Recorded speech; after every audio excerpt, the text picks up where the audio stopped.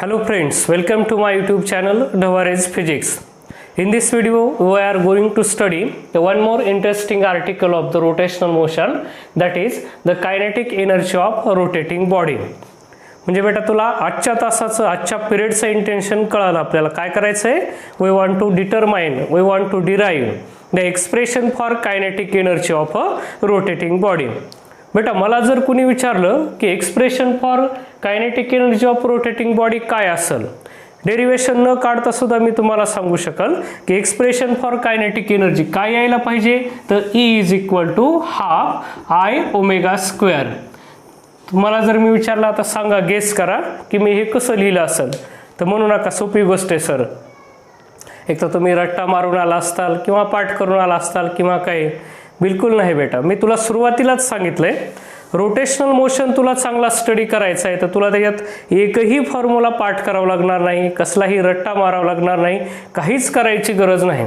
कारण रोटेशनल मोशनमध्ये आपण बिलकुल नवीन काही काम करत नाही. मग बेटा तू म्हणशील मग कसं केलं सर, पुन्हा तीच बेटा आपली जुनी आयडिया. कोणती? रोटेशनल मोशनला चांगलं करायचं आहे तर आपल्याला त्याला कसं स्टडी करावं लागेल, by comparing it with the translatory motion. Simply बेटा मला जर कुणी विचारलं कायनेटिक एनर्जीचं डेरिवेशन सांगा, तर मी रोटेशनल मोशनचा विचार करणार नाही. मी आधी थोडासा विचार करणार ट्रान्सलेटरी मोशनमध्ये कायनेटिक एनर्जी काय होती, तर आपल्याला 0 मिनिटात कळतंय.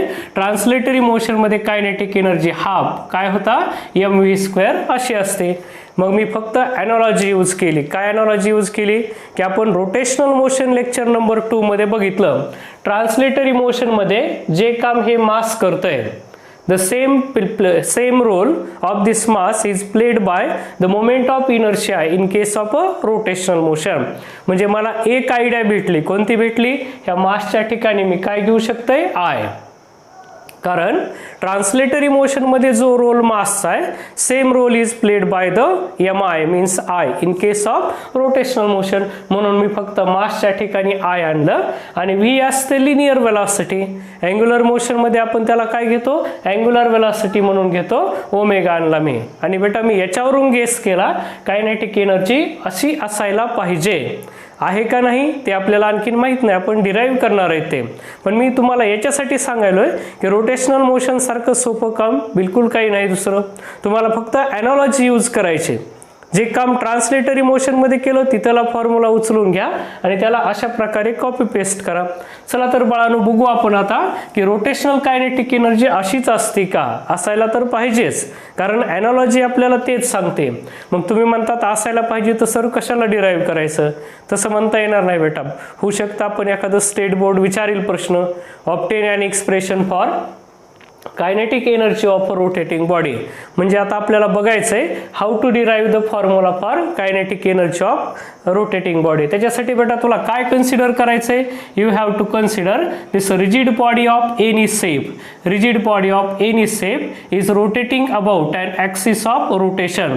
इमॅजिन कर बेटा अशी एखादी रिजिड बॉडी तुला गिवन आहे and this rigid body is rotating about an axis of rotation. Imagine कर मी हा इथं ॲक्सिस घेतला. This axis is passing through this point O and this axis is perpendicular to plane of the figure. या फिगरच्या प्लेनला कसा आहे तो, परपेंडिक्युलर आहे बेटा. मग आता काय होईल, this body is rotating about this axis of rotation with constant angular velocity omega. ठीक आहे बेटा. मग आता काय कन्सिडर केलं आपण, rigid body of mass capital M is rotating about an axis of rotation passing through point O and perpendicular to plane of the figure. And here most important point is that this rigid body is rotating with constant angular velocity omega about this axis of rotation. Now आणखीन काय imagine करायचंय, काय imagine करायचंय, this rigid body is made up of the n number of particles. n number of particles आहेत असं म्हणू, म्हणजे large number of particles are there inside this rigid body. मग बेटा मी ह्याचे काही पार्टिकल्स आता इथं दाखवतो. फॉर एक्झाम्पल इथं मी असं म्हणतो की हा पार्टिकल इथं m1 हा मास असलेला पार्टिकल आहे, which is at a perpendicular distance r1 from the axis of rotation.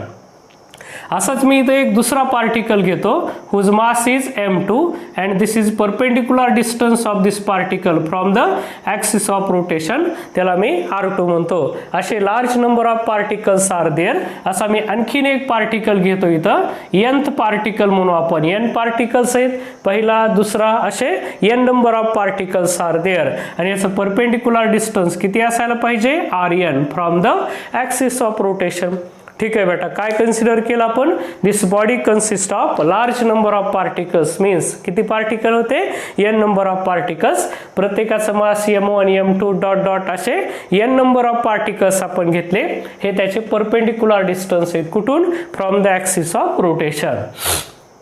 आता बेटा रोटेशनल मोशन लेक्चर नंबर 1 आठवतो आपण. त्याच्यात रोटेशनल मोशनची एक प्रॉपर्टी पाहिली होती बेटा. काय? When body performs rotational motion then all the particles of that body perform circular motion about an axis of rotation. Exactly similarly हे जे सर्व पार्टिकल्स घेतले का बेटा आपण बॉडीचे, हे काय करतील? सर्क्युलर मोशन परफॉर्म करतील. कुणाच्या about this axis of rotation. मग मी काय करतो? त्यांचे सर्क्युलर पाथ दाखवतो. इमॅजिन कर, ह्या m1 पार्टिकलचा हा सर्क्युलर पाथ आहे, m2 वाल्याचा हा सर्क्युलर पाथ आहे आणि mn वाल्याचा हा सर्क्युलर पाथ आहे. पुन्हा त्याच circular motion rotational motion lecture number 1 मध्ये आपण आणखीन एक गोष्ट पाहिली होती. काय पाहिली होती? The angular displacement, angular velocity and angular acceleration is same for all particles of body. But each particle of body has काय असेल? Different linear displacement, linear velocity आणि लिनियर ॲक्सलरेशन. थोडक्यात काय बेटा, जरी ही बॉडी कॉन्स्टंट अँग्युलर वेलॉसिटीने रोटेट होत असली तरी ह्या प्रत्येक पार्टिकलची लिनियर वेलॉसिटी काय असेल? डिफरंट असेल. असं का? तर प्रॉपर्टीज ऑफ रोटेशनल मोशन मध्ये आपण हे स्टडी केलं बेटा. प्रत्येक पार्टिकलसाठी लिनियर वेलॉसिटी इज डिफरंट. का डिफरंट आहे? कारण प्रत्येकाचं परपेंडिक्युलर डिस्टन्स कसं आहे? वेगळं आहे. म्हणून प्रत्येक पार्टिकलची लिनियर वेलॉसिटी डिफरंट असते बेटा. ठीक आहे, हे आलं तुझ्या लक्षात. चला आता linear velocity v is different for each particle. बरोबर, प्रत्येक पार्टिकलसाठी लिनियर वेलॉसिटी डिफरंट आहे. मग आता आपल्याला पहिल्यांदा काय काढावं लागेल? इथल्या प्रत्येक पार्टिकलची वेलॉसिटी काढायची. इमॅजिन करू आपण m1 ची वेलॉसिटी किती? v1 बार, m2 ची वेलॉसिटी किती? v2 बार आणि mn ची वेलॉसिटी असेल vn बार. बेटा लिनियर वेलॉसिटी इज परपेंडिक्युलर और tangential to the circular path. Perpendicular नाही, कशी? It is tangential to the circular path असेल. ठीक आहे, मग हे v1 v2 dot dot dot काय आले? vn आले. म्हणजे this velocity is tangential to the circular path. मग प्रत्येक लिनियर वेलॉसिटी कशी? डिफरंट आहे. का डिफरंट आहे? कारण प्रत्येक पार्टिकलसाठी even though omega is same but for each particle this perpendicular distance r1 r2 are different. म्हणून मी विचार केला प्रत्येकाची लिनियर वेलॉसिटी कशी काढावी बेटा. काय रिलेशन आहे आपल्याकडं? जनरल सर्क्युलर मोशन मध्ये रिलेशन झालती v is equal to r omega. मग मी फर्स्ट पार्टिकलची लिनियर वेलॉसिटी काढतो, ती मला अशी येईल v1 is equal to r1 omega. आता असं म्हणू नको बेटा, या ओमेगाला पण ओमेगाहून लिहा की सर. लिहावं लागेल का? गरज आहे का? तर आन्सर असं आहे नाही. का नाही? Because omega is same for all particles. का म्हणू नका? का? It is the property of rotational motion बेटा. ठीक आहे, चला एक्झॅक्टली सेकंड पार्टिकलची लिनियर वेलॉसिटी असेल r2 omega. So dot dot dot n पार्टिकलची लिनियर वेलॉसिटी येईल काय येईल? rn omega. यास आपण फाइंड आउट केले बेटा प्रत्येक पार्टिकलची लिनियर वेलॉसिटी. एकदा आपल्याला प्रत्येक पार्टिकलची लिनियर वेलॉसिटी कळाली का बेटा, प्रत्येक पार्टिकलची कायनेटिक एनर्जी काढणं सोपं आहे. तू म्हणशील आता कायनेटिक एनर्जी कशी असते, आहे ना आपल्याकडे तो फॉर्म्युला. कोणता? Translational kinetic energy is given by E is equal to half mv square. हा फॉर्म्युला प्रत्येकाला पाठच असतो जवळपास. Kinetic energy of particle is given by E is equal to half mv square. याचा यूज करून आपण आता या प्रत्येक पार्टिकलची जशी लिनियर वेलॉसिटी काढली, in the same way we will find the kinetic energy of each particle. या प्रत्येक पार्टिकलची आपण कायनेटिक एनर्जी काढू बेटा. बघ, फॉर फर्स्ट पार्टिकल मीन्स काय? Kinetic energy of first particle is given by half, m means m1, v means v1 square. आता या v1 square ची व्हॅल्यू पुट करायची बेटा आपल्याला. कुठून? तर इथं काढलेले आहेत आपण.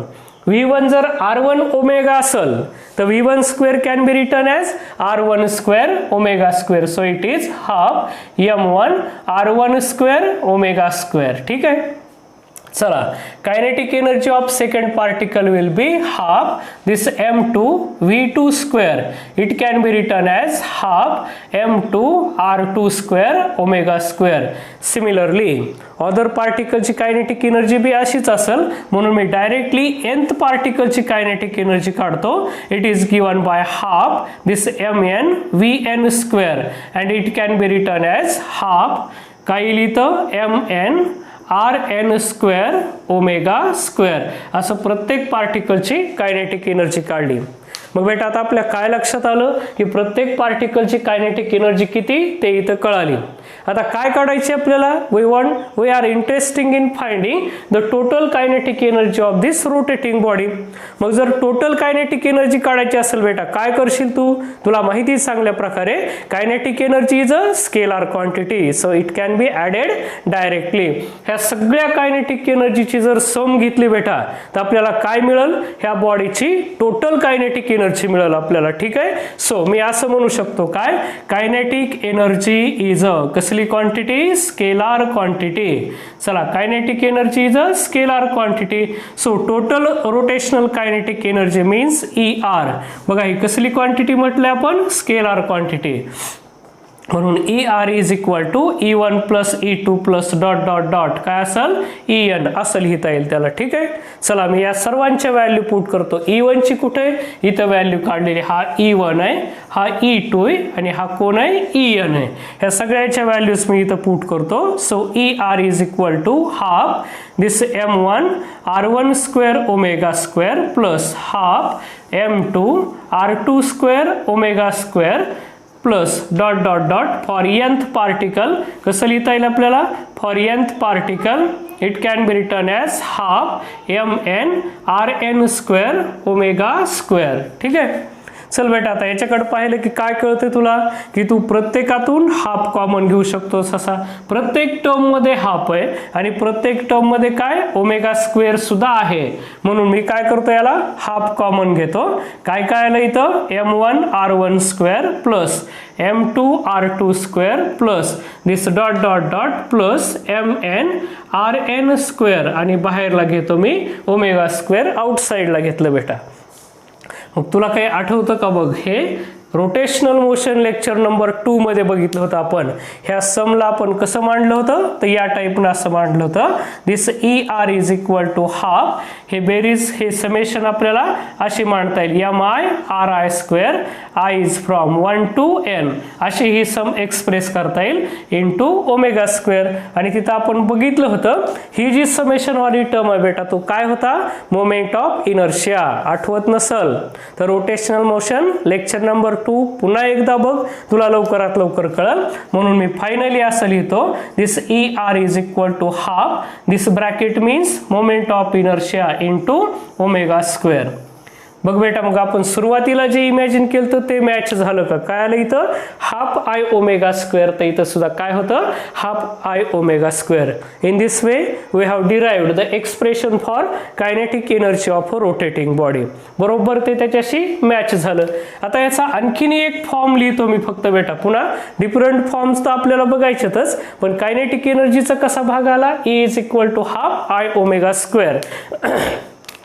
I इज इक्वल टू काय असतं आपल्याला माहिती, काय असतंय MK स्क्वेअर. हे कुठं बघितलं बेटा, कालच्या व्हिडिओमध्ये रेडियस ऑफ जायरेशन मध्ये. I is equal to MK square होता. मी जर तो तिथं पुट केला याच्यामध्ये तर kinetic energy, rotational kinetic energy मला अशी सुद्धा लिहिता येईल MK square into omega square. हा एक फॉर्म तू लक्षात ठेवावा. हा कसा आहे, इन टर्म्स ऑफ IA आणि it is in terms of radius of gyration. ह्या Kच्या फॉर्म मध्ये, हा आयच्या फॉर्म मध्ये. मग हे दोन मेन फॉर्म तू लक्षात ठेव आणि बाकी त्याला डिफरंट फॉर्म्स मध्ये आपण आणू.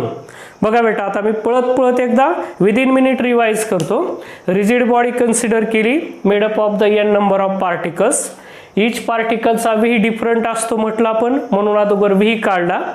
व्ही याच्यासाठी काढला की आपल्याला काय काढायची होती, कायनेटिक एनर्जी. ईच पार्टिकलची आपण कायनेटिक एनर्जी काढली बेटा आणि त्यांच्या लक्षात आणून दिलं के ई कसली, it is the scalar quantity. मग total kinetic energy is a sum of kinetic energy of all particles. So total kinetic energy sum घेतली, ह्या इथल्या व्हॅल्यूज पुट केल्या E1 E2 EN च्या, सिम्प्लिफाय केलं आणि शेवटी हाफ I ओमेगा स्क्वेअर हा फॉर्म्युला आपल्याला मिळाला बेटा.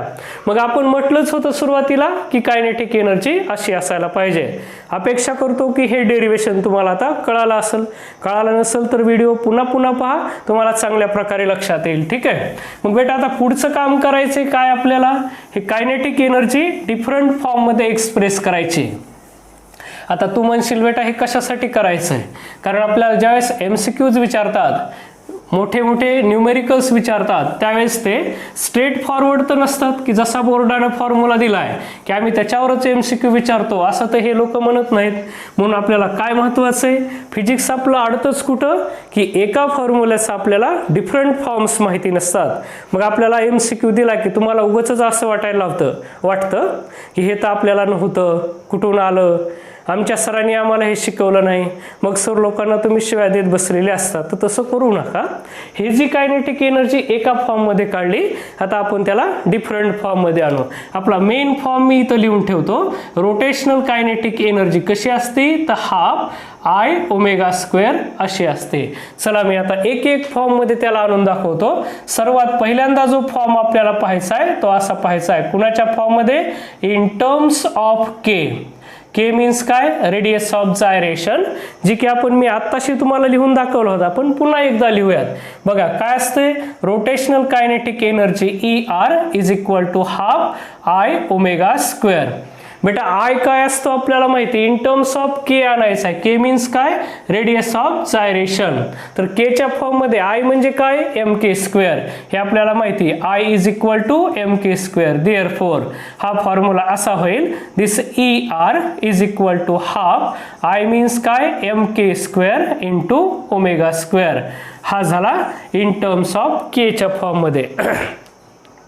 कधी यूज करावा बेटा हा फॉर्म्युला, ज्यावेळेस रेडियस ऑफ जायरेशन आणि बॉडीचं मास देतील आणि आय गिवन नसेल तर आपण या आयला रिप्लेस केलं mk स्क्वेअरनं.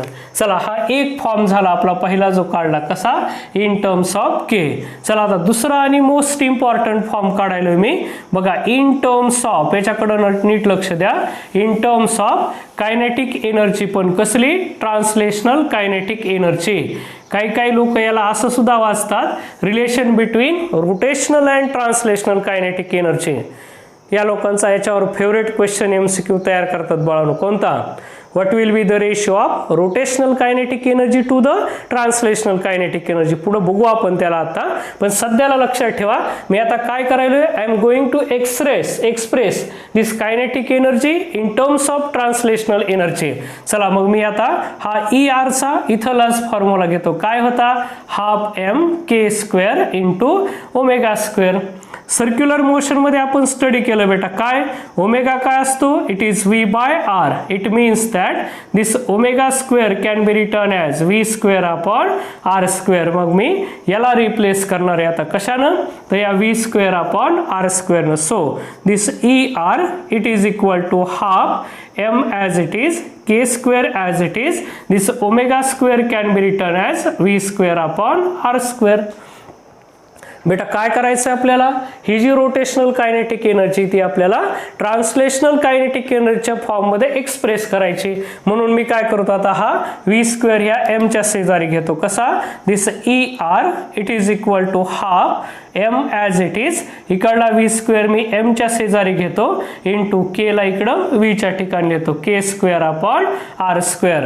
मग एवढी क्वांटिटी जर आपण पाहिले बेटा, हे काय हाफ mv स्क्वेअर काय इंडिकेट करतंय, तर it indicates the translational kinetic energy. Okay, म्हणून मी याच्या ठिकाणी असं लिहू शकतोय, this ER it is equal to this ET translational kinetic energy multiplied by K square upon R square.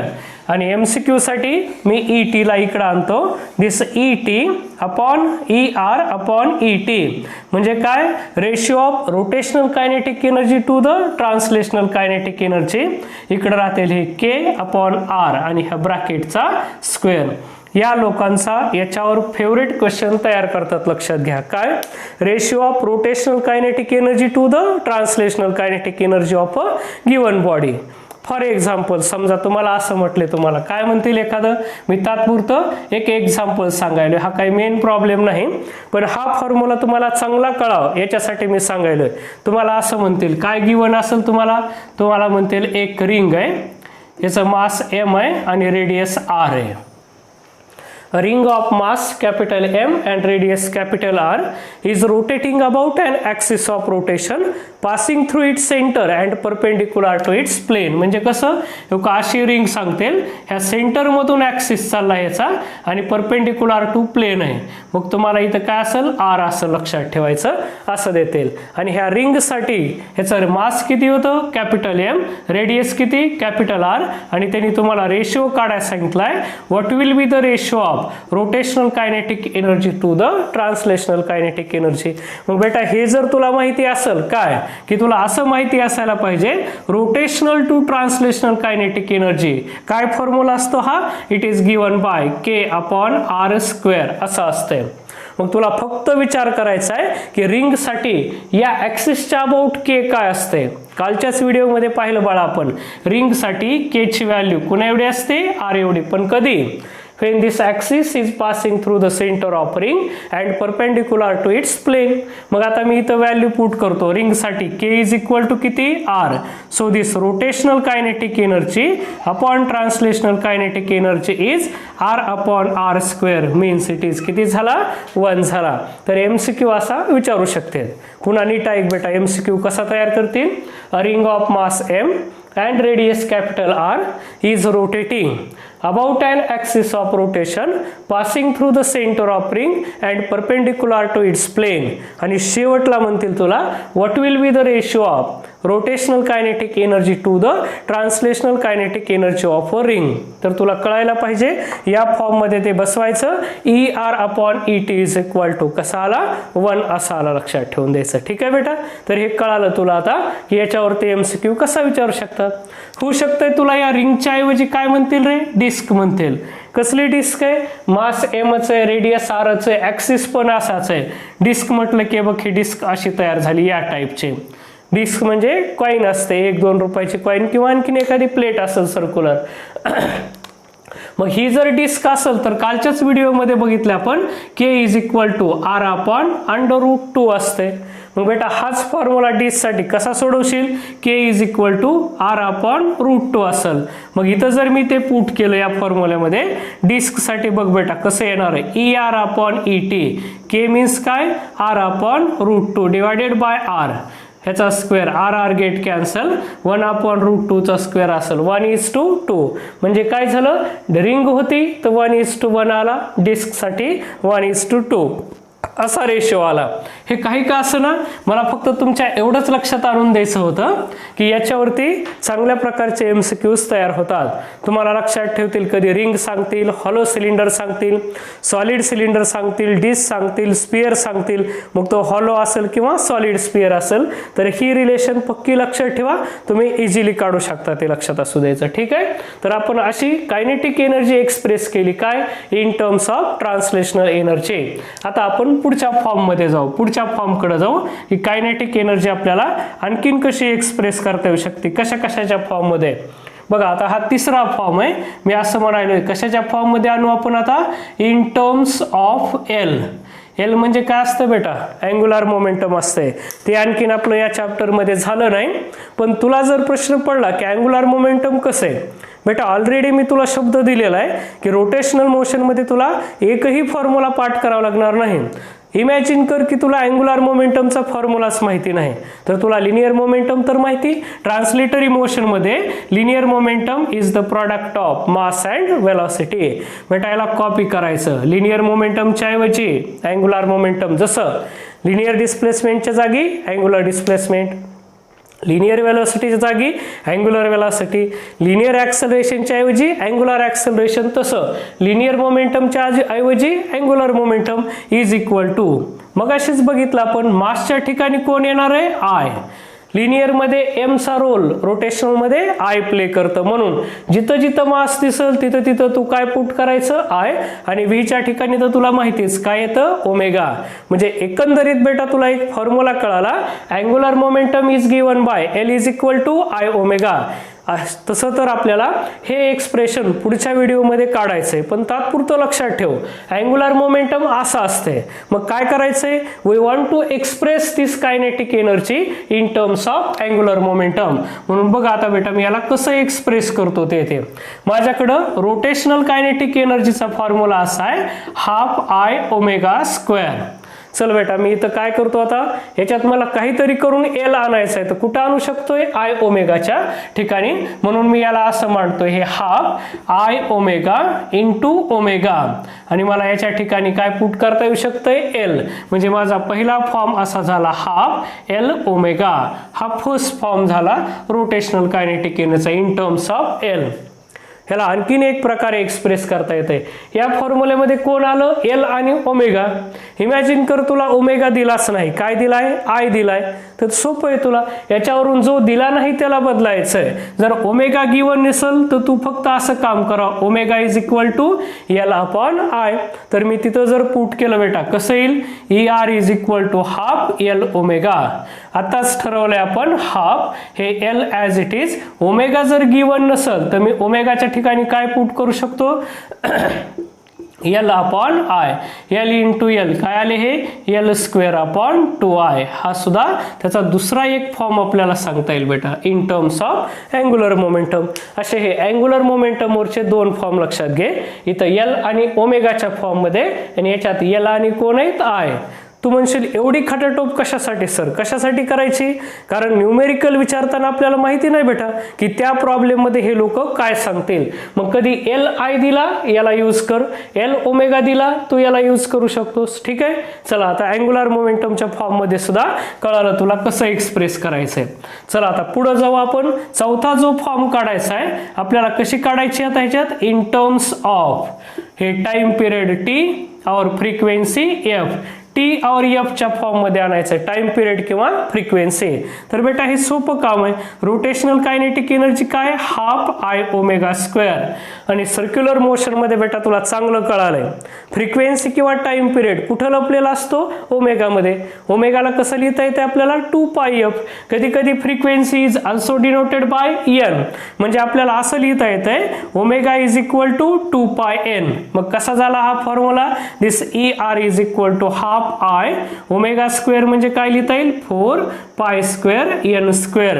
एकंदरीत मी याला असं लिहू शकतो, E R is equal to हे 2 2 जा 4 असे येतील, हे 2i into pi square into N square असा फॉर्म येईल. और यालाच मला असं सुद्धा लिहिता येऊ शकतं काय, 2i हे पाय स्क्वेअर, ह्या एन स्क्वेअरला आपल्याला काय लिहिता येईल, reciprocal of time period is frequency. So N square can be return as 1 upon T square. म्हणून मी त्याला असं सुद्धा लिहू शकतो. हा झाला रोटेशनल एनर्जीचा फॉर्म. हा इन टर्म्स ऑफ फ्रिक्वेन्सी बेटा, आणि हा इन टर्म्स ऑफ काय, टाइम पिरियड. मग आता तुम्ही घाबरायचं काम नाही बेटा.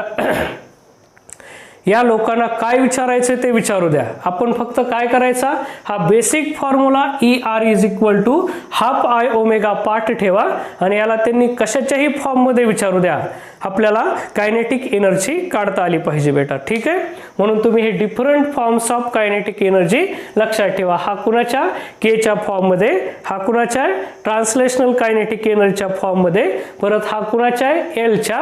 एल ओमेगा असतील तर हा यूज करा, एल आय गिवन असेल तर याला यूज करा. आणि टाइम पिरियड आणि फ्रिक्वेन्सीच्या फॉर्म मध्ये सुद्धा आपण kinetic energy of rotating body काढू शकतो बेटा. ठीक आहे, पुढच्या पिरियडमध्ये आपण याच्यावरचे प्रॉब्लेम्स पाहू. आजच्या पिरियडमध्ये एवढंच बाळा. ठीक आहे, आज आपण इथं थांबूयात.